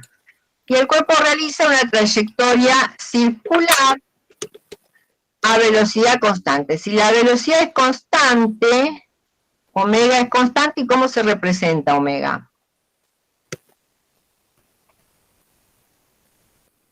Saliendo del plano. Claro, es un vector perpendicular al plano de la trayectoria. O sea, si yo lo miro de arriba, y esto está en el plano de la hoja, ¿no? Esto está saliendo del plano, o sea, hacia arriba, porque si fuera hacia abajo, el cuerpo se movería así. Bueno, esto surge de un producto vectorial que no sé si se los dio Marcelo. Por ahora, si el cuerpo se mueve en sentido antihorario, omega está, la velocidad angular, el vector velocidad angular está hacia arriba. Si el cuerpo se mueve en sentido horario, omega está hacia abajo. Lo pueden determinar con el sentido de avance de un tornillo de rosca derecha. Si gira en sentido antihorario, un tornillo de rosca derecha sale hacia arriba, y si gira en sentido horario, el tornillo de rosca derecha va hacia abajo. Bueno, para resolver este problema, tenemos que hallar algunas cosas, como por ejemplo este ángulo, que va a ser igual a este ángulo, ¿no? Porque este lado, no es igual, espérate. Vamos a ver, acá tenemos un triángulo rectángulo. Entonces, la hipotenusa al cuadrado es igual a este cateto al cuadrado, que lo vamos a llamar R, más este cateto, que es 1 metro, ¿vale? Voy a bajar el volumen de la voz, porque ¿no me escuchan la voz chillona? Sí, sí, sí. Bueno, entonces bajo el volumen de la voz, porque yo tengo que comprar, a ver, Ay, me estoy quedando sin carga. Esperen que voy a poner a cargar la compu.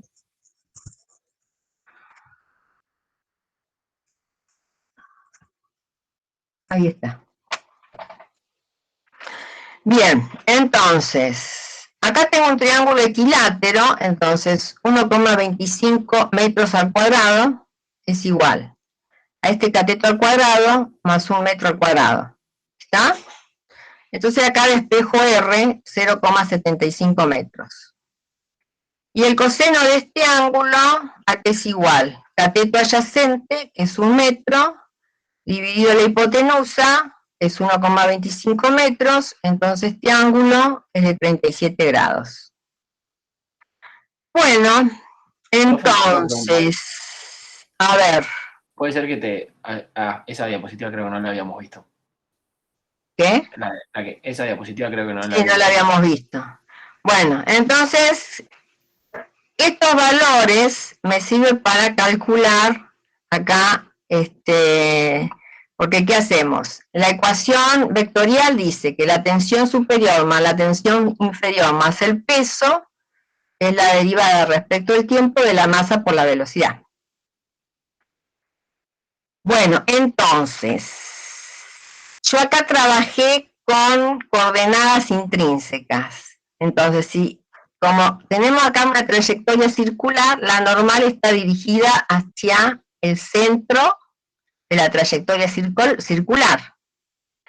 Como el cuerpo está girando en sentido antihorario, el versor tangente es entrante al plano de la hoja. Si yo hago girar el versor tangente hacia el normal, el binormal o el eje Z positivo está hacia arriba. ¿Está? ¿Eso está claro? ¿Lo ven? Sí. Bien. Entonces, el cuerpo se está moviendo en un plano, entonces en la dirección binormal, la sumatoria de fuerza, ¿cuánto tiene que valer? O sea, el cuerpo se está moviendo en el plano determinado por el versor tangente y el versor normal. Y 0. Claro, 0. Entonces, según la binormal, tenemos t coseno de alfa, t superior, menos t inferior coseno de alfa, menos el peso es igual a 0. Y creo que la tensión superior vale 70 newtons. Y después, observen que las componentes, según la normal de la tensión superior y la tensión inferior, ¿qué proporcionan al cuerpo? Si hace una trayectoria circular con velocidad constante. Si omega es constante, la velocidad, la rapidez va a ser constante. ¿Qué es como la aceleración centrípeta eso? La aceleración centrípeta. Entonces, T superior seno de alfa más T inferior seno de alfa es la masa por la rapidez al cuadrado sobre R. Bueno, entonces, ¿qué teníamos que averiguar? La tensión inferior. Nos daban la masa del cuerpo, nos daba. Bueno, entonces acá teníamos que hallar alfa, porque sea, acá las incógnitas, tensión superior es 70, tensión inferior es incógnita, alfa es incógnita, el peso lo tenemos. Y acá tenemos tensión superior es dato, 70. Alfa es incógnita, tensión inferior es lo que tenemos que averiguar. La rapidez no la tenemos, o la tenemos, no me acuerdo. Bien, lo que sí, o sea, ya de esta ecuación, con el valor de alfa, sacamos la tensión inferior. Profe, ¿por qué en la diapositiva anterior el vector peso está para la derecha? Eso no entiendo. ¿El vector qué? ¿Viste que dice MG? ¿Lo ves? MG, el peso es esto, o sea, lo que pasa que quedó corregido. A ver, Bueno, pero espera. igual, va en el eje binormal, ¿no? Estamos de acuerdo. Sí. Ah, listo, Ay, perdón, no, porque pensé que no había espérate entendido. que... Ay, dice Macana. Control Z y volvés para atrás. Control Z. Bueno, listo, gracias. No, este peso, o sea, no quiero tocar esto porque este peso es esta. O sea, el peso va para abajo. La vamos a poner acá, vamos a insertar. Vamos a poner una Igual flechita. me queda claro, ahí entendí. Y la flechita es la flechita de vector, no su módulo, digamos. Fíjate, insertar, flecha. Vamos a poner acá el peso y lo vamos a poner en negro para diferenciarlo para diferenciarlo del resto. Y vamos a poner color de línea negro. Bueno, ¿está? Bien. Entonces, tensión superior, coseno de alfa menos tensión inferior, coseno de alfa menos mg, 0. ¿Está? Y esto, mg, es el peso ¿está? Para no confundir con la proyección de T sub i sobre el eje perpendicular. Bueno, entonces acá despejo de tensión inferior que me da 20 newtons. Ahora, el inciso B, ¿qué era que decía el inciso B? Calcular las revoluciones por minuto del bloque para esta situación. Bueno, entonces, a partir de esta ecuación, ya tengo la tensión superior, tengo alfa, la tensión inferior vale 20, puedo despejar la velocidad, o sea, la rapidez. ¿Está? Entonces acá despejo la rapidez, y esa rapidez que me dio, esa rapidez, espérate, que nos dio, ¿cuánto nos dio?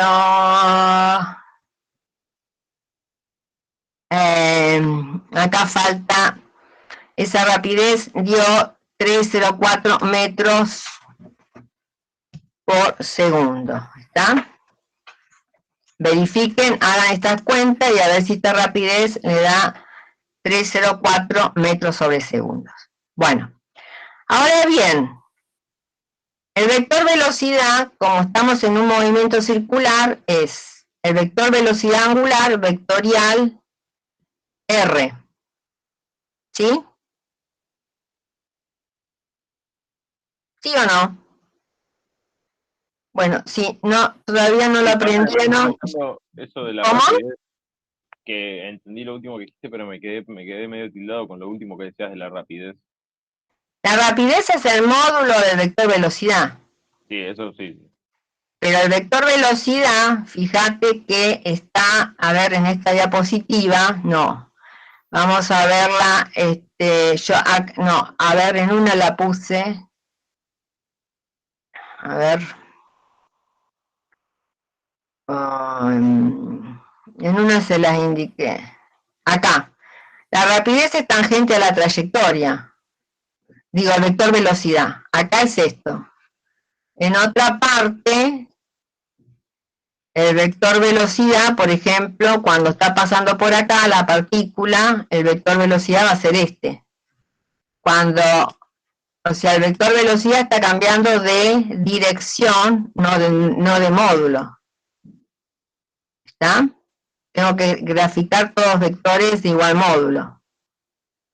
Entonces, en vez de decir, porque capaz que ustedes por ahora saben que la rapidez es omega por R, porque ¿qué pasa? La partícula está girando alrededor de este punto fijo, ¿está? Entonces, la velocidad se calcula, el vector velocidad se calcula como la velocidad angular vectorial R, o sea, la posición de cada de la partícula en cada instante. ¿Qué es el vector R? Observen, en un instante el vector R va a ser este, en otro instante el vector R va a ser este. ¿Está? Por ejemplo, inserto. En un instante el vector insertar flecha. En un instante el vector velocidad va a ser este. Se me fue. En otro instante, el vector posición, digo. El vector posición, en otro instante, esperen un poquito. No. ¿Dónde estaba el gráfico? Acá. En otro instante, el vector posición va a ser este. ¿Está? Entonces, el vector velocidad se calcula como el producto vectorial del vector omega, vectorial el vector R. ¿Está? Observen. Acá el vector R estaría según n. Y el vector omega estaría según el binormal o el eje z. Como es omega vectorial R, ¿no? Cuando giro omega hacia R, un tornillo de rosca derecha, o sea, omega está saliendo del plano de la pizarra, o sea, del plano, ¿está? Entonces, cuando giro omega hacia R, ¿no? Les da que el tornillo de avance les da un vector tangente a la trayectoria.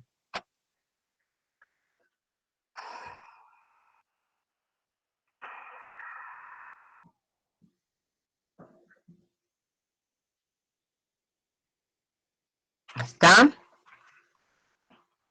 O sea, hagan omega versor K vectorial R vectorial versor N.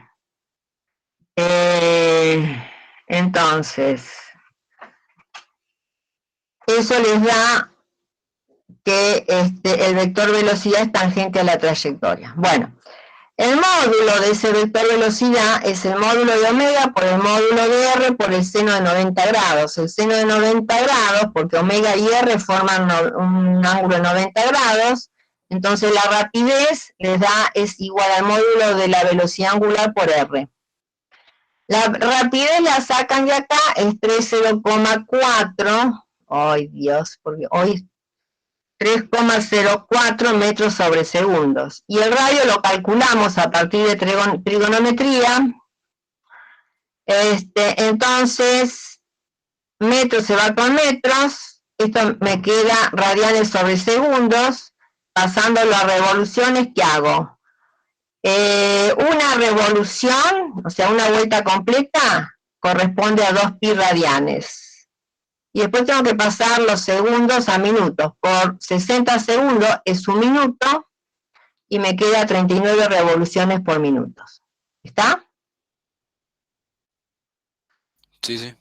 Esa es la forma de pasar de unidades. Después pasamos al inciso C. Si la tensión inferior es 0 y la tensión en la cuerda superior, ahora la tensión en la cuerda superior no será 70. ¿Está? ¿Por qué?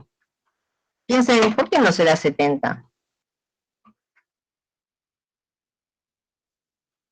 Si la tensión inferior es 0.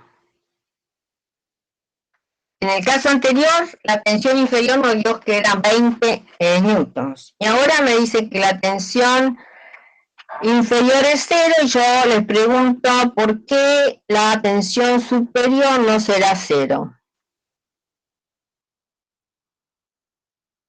Para que se mueva esto a una cierta velocidad constante.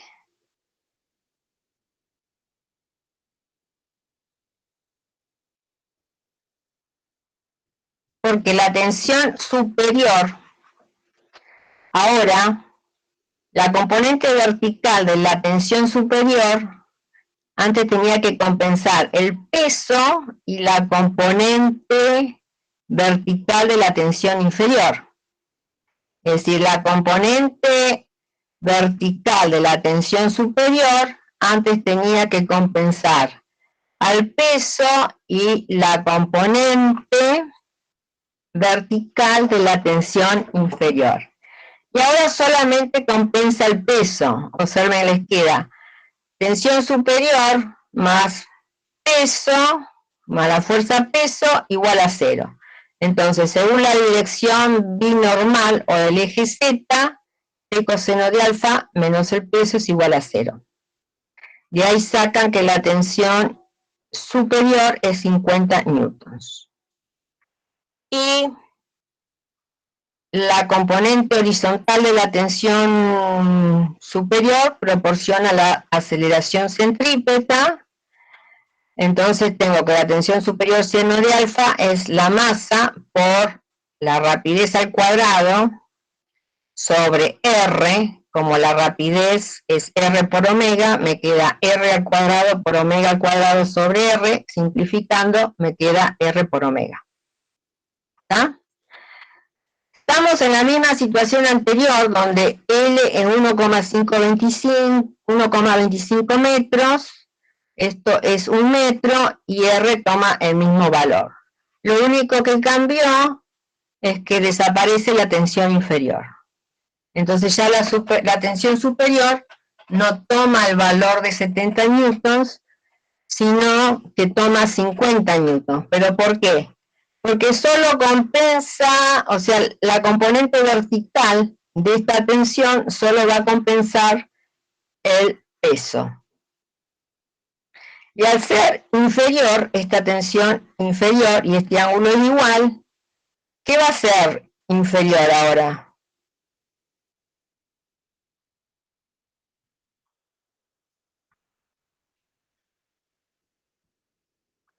Observen, R es el mismo valor.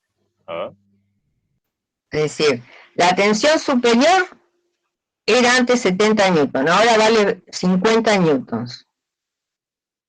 Entonces, si esto es 50 newtons y antes era 70, alfa es el mismo valor, la masa es la misma, R es el mismo, ¿qué disminuye? El omega. El omega.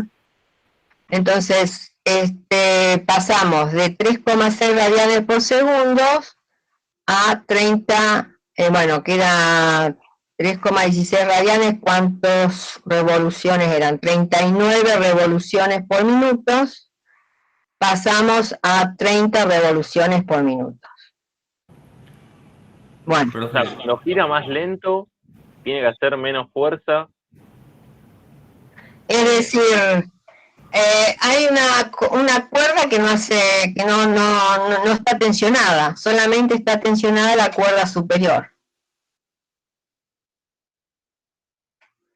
O sea, Claro, antes giraba a más velocidad porque teníamos dos componentes horizontales. Teníamos la componente horizontal de la tensión superior. Ahí me escucha sin chillido. Sí, te escuchamos bien. Bueno, gracias. Bueno, antes teníamos que la componente horizontal de la tensión superior y de la tensión inferior proporcionaba la aceleración centrípeta. Y la aceleración centrípeta es directamente proporcional a la rapidez al cuadrado sobre el radio de la trayectoria. Pero la rapidez, como es un movimiento circular, es R por omega. Entonces, antes teníamos dos componentes de tensiones que me proporcionaban la aceleración centrípeta, entonces la velocidad angular es mayor. Ahora tengo una sola tensión que me proporciona la aceleración normal. Y justamente es la componente en la dirección normal de esa tensión superior la que proporciona la aceleración normal.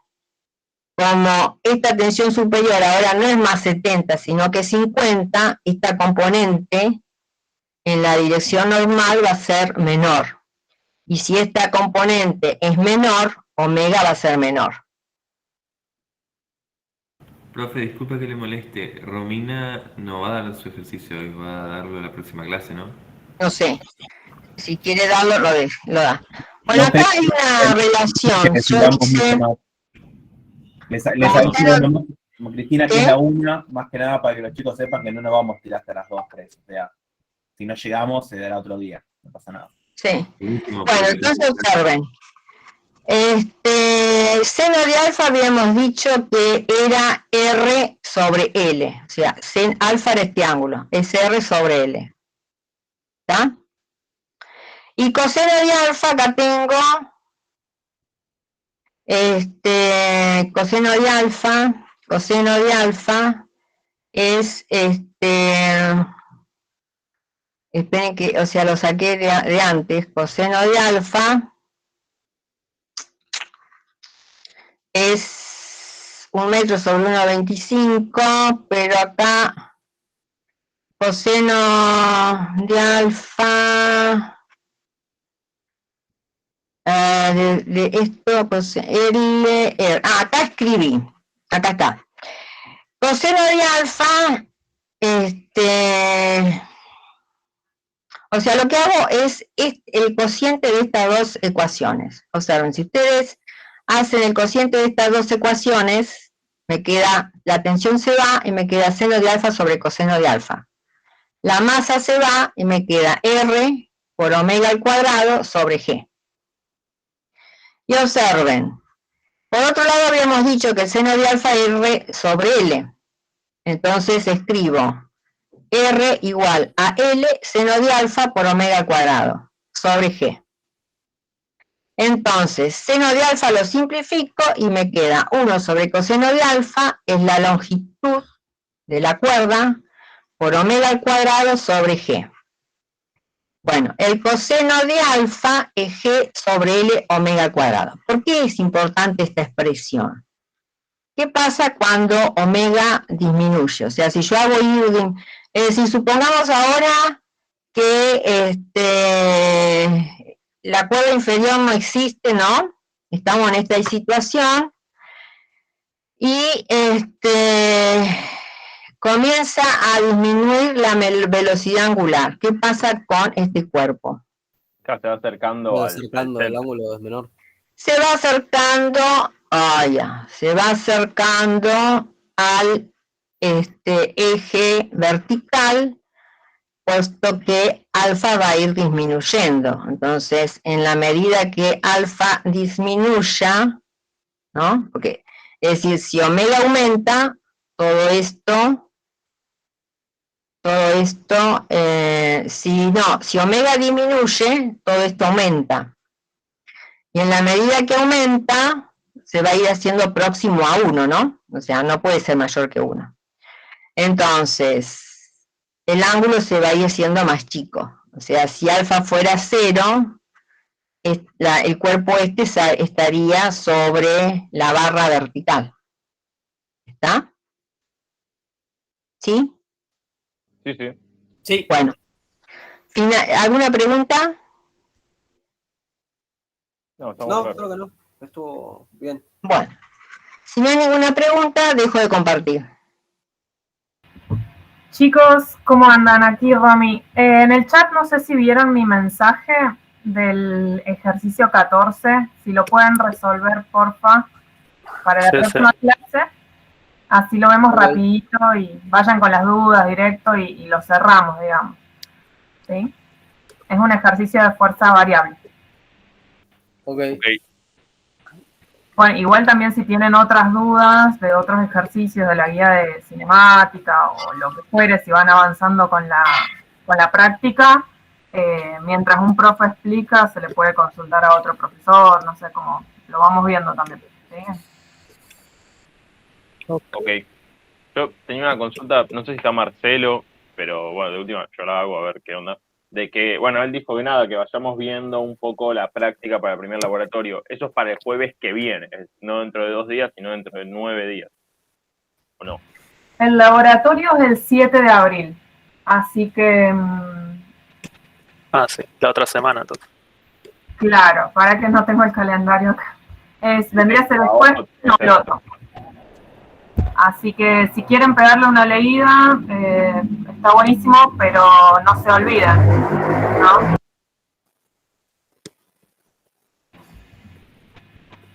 Perdón, justo pasaba una moto. Lo que les quería decir es como que léanlo, pero no se olviden lo que leen. Así que tienen tiempo todavía, digamos. Buenísimo, gracias. ¿Hasta qué ejercicio hacen? Y pueden hacer... hoy no explico sistemas de referencias no inerciales, así que calculo que hasta... ni tampoco movimiento armónico. Así que hasta el 20... hasta el 19 creo que pueden hacer. ¿No? No sé si hay algún otro profe ahí que esté viendo la guía. ¿Qué tal, Romy? Ahí te digo, ahí busco bien la guía y te digo. Hasta el 19, que es el que hizo Cristina, pueden hacer. Excelente. Tienen un montón de cosas para hacer. Bueno, Igual, gente, si no me nos equivoco, vemos el jueves.